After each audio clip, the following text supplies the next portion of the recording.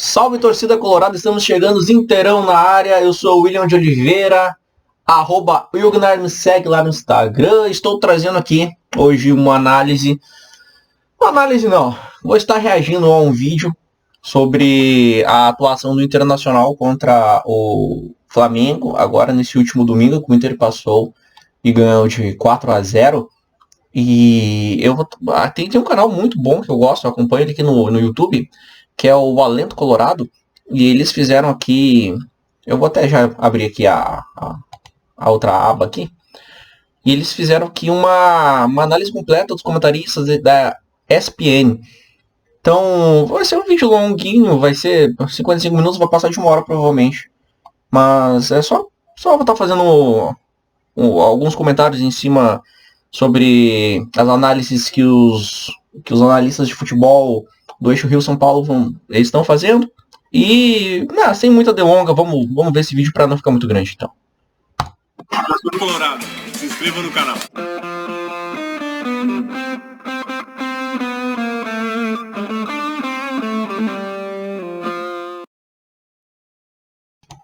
Eu acho essa entrada aqui ela muito massa com essa guitarra aqui. É muito fera essa entrada aqui que ele criou. Ou ela, não sei quem que é o dono do canal. Mas eu acho muito bom. Enfim, estamos juntos aqui na ESPN Brasil. 15ª e emocionante rodada do Campeonato Brasileiro. Como passa rápido, hein, gente? Já estamos chegando na metade do Campeonato Brasileiro. Terminou agora há pouco no Maracanã. Se você não viu o jogo, se você não acompanhou o clássico no Maracanã, eu digo para você, Flamengo e Internacional foi 4-0 no Maracanã para o Internacional. A gente vai falar bastante. Deixa eu deixar aqui a minha risada, porque, cara, eu acho que nem o mais esperançoso Colorado esperava uma vitória assim. Eu tava achando que eu teria perdido de um 7-0, ainda mais por causa de toda a campanha do Internacional, mais a campanha do Flamengo. Tipo, depois daquele empate com o Cuiabá que teve, eu tava abandonando já qualquer possibilidade de sonhar de uma vitória com qualquer outro time da forma como estava acontecendo. E esses são momentos que apenas o futebol proporciona pra gente, né? Então, acho que é por isso que a gente acaba amando muito o futebol, porque não dá pra acreditar, né, cara? Não dá pra acreditar. Desse jogo do Maraca, Vila Belmiro, Santos e Corinthians empataram por 0-0. O América venceu o Fluminense. Enfim, jogos deste sábado, o Galo vence a equipe do Juventude em Caxias por 2-1. Resultado importantíssimo para o Atlético. Vamos colocar o nosso time aqui na tela para a gente começar a falar desse clássico do Maracanã. Cara, olha a cara de velório que eles estão, ó. Esse aqui tá com uma cara que é botafoguense, que ficou feliz, ó, a carinha de deboche dele. Esses dois aqui, ó, olha a cara de velório, meu Deus. Ó, olha, esse aqui é tristeza. Meu Deus. Eles devem ter apostado, provavelmente, cara. Eles devem ter perdido dinheiro na aposta. Só pode ser isso. Só pode ser. Caraca, meu. Hoje eu tava vendo no Bola nas Costas, que disse que tinha um cara que jogou R$1 na vitória do Internacional de 4-0. E tava pagando, se não me engano, 101. Aí ele entrou em contato com a gurizada lá do Bola nas Costas. E ele contando que na verdade ele apostou errado. Ele era pra ter apostado 4-0 pro Flamengo. Só que ele jogou errado, cara. E daí ele jogou no Inter. E o Inter foi lá e meteu 4-0. Pra te ver, cara, que até quem ganhou no erro. Porque era muito difícil esperar um 4-0 do Inter. Era muito difícil. Sabe? O cara que é colorado fica puto quando vê a imprensa falando mal do Inter, sim, sabe? Principalmente que tu pega... Eu vou fazer um vídeo depois analisando o jogo aberto RS. Só pra... O jogo aberto RS não. O jogo aberto que tem lá no da Renata Fã, que eles fizeram o mano a mano e deu 12-0 pro Flamengo, né? Então, antes do jogo não tinha como... Era muito difícil de esperar isso, né? Isso que é a coisa mais bonita que tem no futebol. E é uma das coisas que só o Internacional faz isso. Só o Internacional. Só o Internacional é o time que é capaz de meter 4-0 no Flamengo quando tá na pior fase. E quando ele tá embalado, ele vai lá e perde pro Sport. Só o Inter faz isso. Quem é colorado vai entender isso. Só o Inter.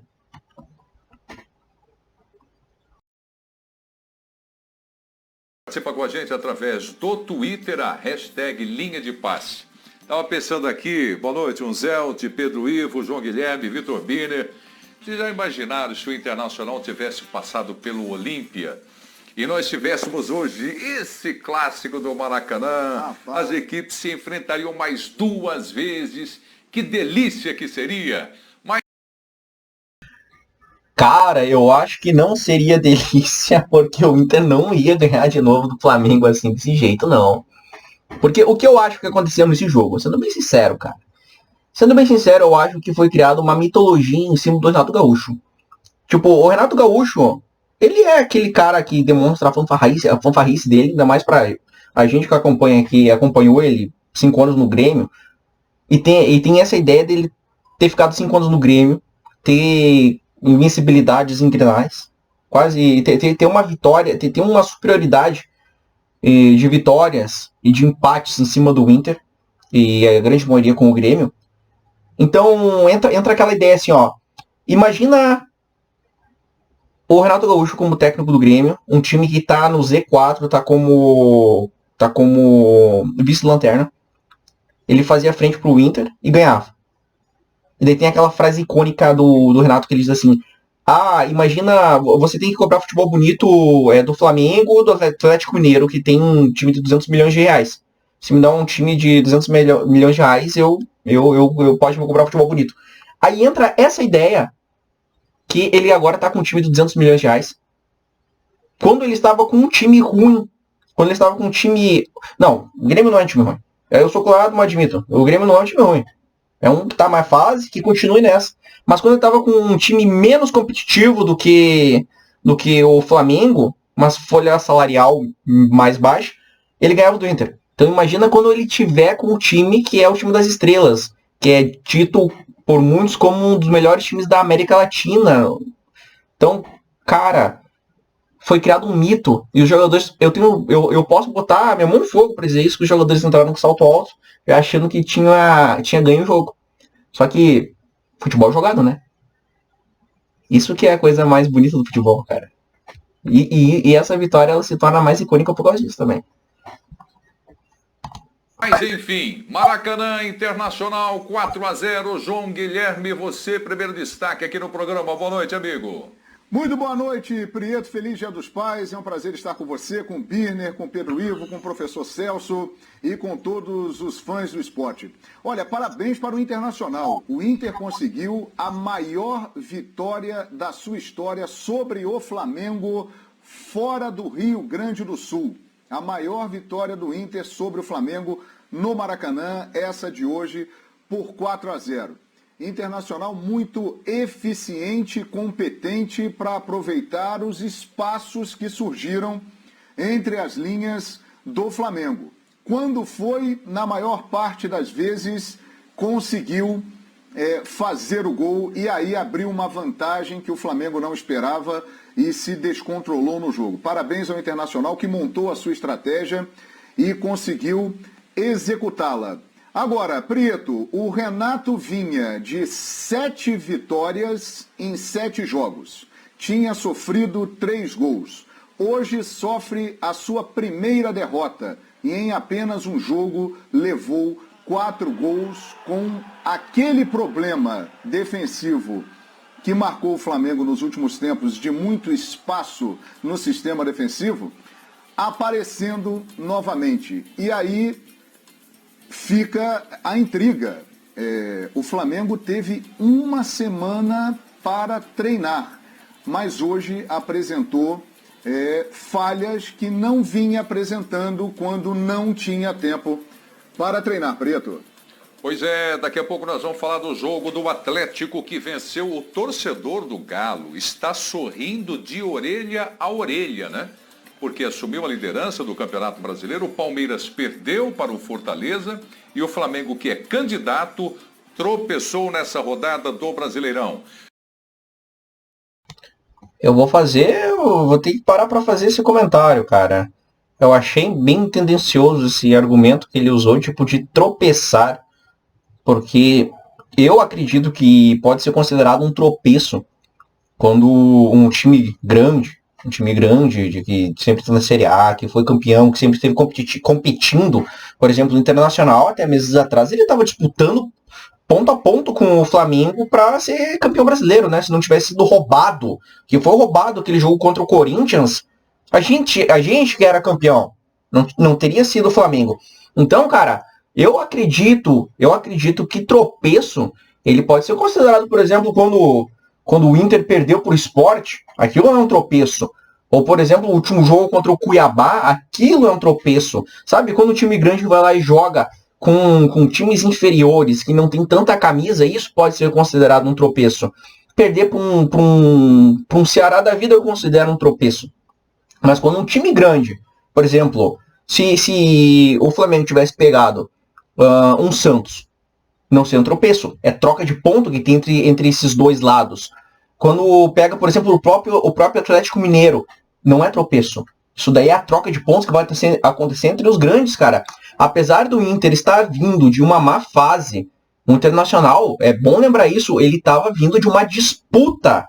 Ele está vindo de uma disputa direta com esse mesmo Flamengo, que o Inter enfrentou agora, no final do Campeonato Brasileiro, que foi agora em 2020. Não vamos esquecer que acabou em 2021 o Campeonato Brasileiro. Foi meses atrás. E a gente só perdeu aquele jogo porque foi roubado também. Foi roubado. Aquela expulsão do Rodinei não deveria ter acontecido. Mas, enfim, vamos esquecer o que aconteceu. Apesar de... Porque já foi, não adianta. Não adianta.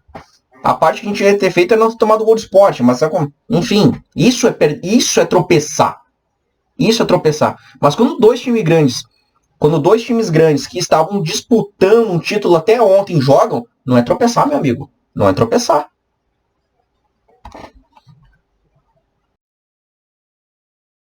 Vitor Birner, boa noite. Ô Birner, me conta aqui, o Internacional jogou muito hoje. Ô Birner, o Flamengo não jogou nada no Maracanã? Tudo bem, Birner?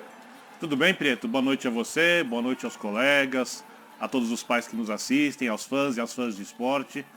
O Inter fez uma partida irretocável, né? O treinador Aguirre conseguiu armar o time finalmente. Essa foi de longe a melhor partida do time dele, sob seu comando, com o Lindoso Dourado de volantes. Colocou dois jogadores de marcação pelo lado do meio campo muito fortes, né? O Edenilson e o Patrick. Deixou o Tyson solto no meio, montou uma parede. E dali o Flamengo teve alguma dificuldade para entrar. Mas essa não foi a grande virtude do Internacional, a única grande virtude. Eu acho que o Inter teve uma senhora atuação do seu centroavante. Acho que o Inter conseguiu aproveitar os espaços enormes que o sistema de marcação do Flamengo ofereceu. Porque o Inter não jogou um futebol envolvente. O Inter jogou um futebol letal. O Inter jogou um futebol em que ele é direto, ele vai em direção ao gol, ele entra na área com facilidade, nas poucas vezes que vai para lá, e ele finaliza com muita liberdade. O resultado é indiscutível. Resultado muito merecido. Tem um ditado que diz que juntou a fome e a vontade de comer. Nesse caso, para mim, juntou a fome do Inter e a falta de vontade de comer do outro lado.